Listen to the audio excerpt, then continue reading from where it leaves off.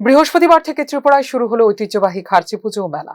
বিশেষ রীতি মেনে শিব, দুর্গা, হরি, লক্ষ্মী, বাগদেবী, কার্তিক, গণেশ, ব্রহ্মা, পৃথিবী, সমুদ্র, গঙ্গা, অগ্নি, কামদেব এবং হিমাদ্রি এই 14 জন দেব দেবী পূজিত হন একসাথে।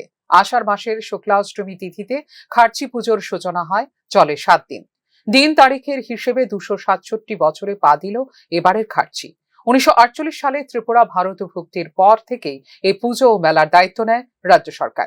14 দেবতা আমরা যদি দেখি, আজকে এটা খয়েরপুরের যে মন্দিরটা, এটা কিন্তু আদিতে এখানে ছিল না। অরিজিনালি এটা ছিল উদয়পুরে, কিন্তু আমাদের রাজারা যেখান যেখান থেকে এই যে রাজধানীটা পরিবর্তন করেছেন, তখন সেইখানে নিয়ে গেছে। তো এর আগে ছিল এটা আমাদের যে পূর্ববর্তী রাজার, আমরা যদি দেখি এটা ছিল বর্তমান যে কাছাড় জেলায়, হ্যাঁ, বর্তমান কাছাড় জেলায়। এটা প্রায় অনেক বছর, অনেক হাজার বছর আগে কথা। তখন দুই রাজার মধ্যে, দুই ভাইয়ের মধ্যে ঝগড়া হয়েছিল। দুই ভাইয়ের প্রতীক মহারাজ, যতটুকু মনে হয়, তো ঝগড়া হওয়ার পরে দুই ভাইয়ের, তো ছোট ভাই এই যে আমাদের যে 14 দেবতা, এটা ছিন্ন করে নিয়ে এসেছিলেন। তার জন্য আমরা দেখতে পাই যে একমাত্র হিন্দু দেবদেবীর মধ্যে এমন একটা দেবদেবী যার আবক্ষ মূর্তি, এবং এটাও আমরা পাওয়া যায়। খার্চি চতুর্দশ দেবতা পুজো বলেও পরিচিত। চতুর্দশ দেবতার পুজোর সঙ্গে জড়িত পূজারীদের দেউড়াই ও প্রধান পুরোহিতকে বলা হয় চন্তাই। ত্রিপুরার রাজাদের কুল দেবতা হলেও 1948 সালের 15 অক্টোবর ভারত অন্তর্ভুক্তির পর মেলার সমস্ত দায়িত্ব বর্তায় রাজ্য সরকারের ওপর। সম্পূর্ণ প্রশাসনিক ব্যবস্থাপনা এবং যথাযোগ্য মর্যাদার সাথেই প্রতি বছর উদযাপিত হয়ে এই মেলা। 1660 সাল থেকে প্রথম পূজারী আছিল সুব্রায় রাজা, মানে ত্রিলোচন। তাদের থেকে আমল থেকে এই পূজা প্রচলন হয়ে গেছে। এখন ওনার নামেই আমরা পূজা করি। এখানে তো 14 দেবতা আছে: হর উমা, হরিমা, গণপা, বিধি, কামদেব, অগ্নি, হিমাদ্রি, সর্বদেবতা এখানে আছে। মেন পূজা সুব্রায় রাজার নামে, যে ত্রিলোচন রাজা আছে।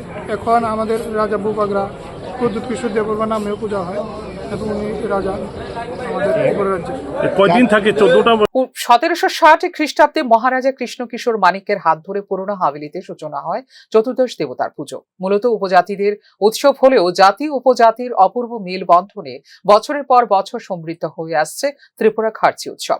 মেলাতে প্রায় 8,500-এর মতো, 850-র মতো টিএসআর বাহিনী সেখানে লাগানো হয়েছে। পুরো চত্বর সেখানে সিসির ক্যামেরা দিয়ে মোড়ানো হয়েছে। তাছাড়া স্কাউট গাইড লাগানো হয়েছে, এমনি তারও ভলান্টিয়ারও আছে। তো নিরাপত্তার ক্ষেত্রে কোনো সেখানে ঘাটতি নেই। আর মোটামুটি চলছে। পুণ্যার্থী যারা হবে তাদের যাতে কোনো অসুবিধা না হয়, বয়স্ক যারা আসবে তাদের যাতে কোনো অসুবিধা না হয়, যারা বাচ্চারা আসবে তাদেরও যাতে কোনো অসুবিধা না হয়, তার জন্য স্কাউট গাইড। উৎসবের উপকারিতা যথেষ্ট। ব্যক্তি এবং সমাজের জন্য ইতিবাচক প্রভাব ফেলে উৎসব এই ক্ষেত্রে আনন্দ, ঐতিহ্য, সংস্কৃতি এবং ঐক্যের অনুভূতি নিয়ে আসে খার্চির মতো মহামিলনের উৎসব। একঘেয়েমি জীবন থেকে মুক্তি এবং সামাজিক বন্ধনকে সুসংহত করার পাশাপাশি আনন্দ, শান্তি এবং সম্প্রীতির পরিবেশ তৈরি করে এই মহামিলনের উৎসব, যা মজবুত করে সামাজিক সম্পর্কগুলোকে। কেবল আনন্দ বা বিনোদনের মাধ্যম নয়, সমাজ সংস্কৃতির উন্নতি এবং মানুষের জীবনে ইতিবাচক পরিবর্তন আনার ক্ষেত্রেও গুরুত্বপূর্ণ ভূমিকা পালন করে খার্চির মতো মিলন উৎসব। ফিউরো রিপোর্ট, নিউজ নাও।